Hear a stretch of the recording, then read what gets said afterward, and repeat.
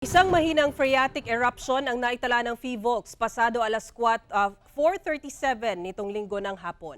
Ayon sa PHIVOLCS, umabot ng halos 1,200 meters ang taas ng ibinugang abo mula sa crater at tumagal lamang ng 3 minuto. Dinala ito ng hangin sa southwest ng Albay o sa direksyon ng mga bayan ng Daraga, Kamalig at Ginobatan. Wala namang naitalang ashfall event base sa pakikipag-ugnayan ng PHIVOLCS sa mga MDRRMO ng naturang mga bayan. Nananatili pa rin sa Alert Level 2 ang bulkan at wala raw nakikitang dahilan ang PHIVOLCS para itaas ang alert level nito.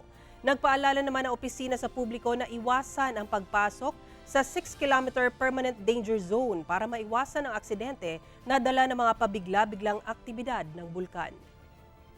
Right now po, ang ano lang nito, yung mga every now and then talaga magbubuga ng abo ang main volcano dahil unang nakatapos lamang po ng major eruption. Kabababa lang po natin, halos 2 months pa lang yung tinagal nung binaba natin mula alert level 3.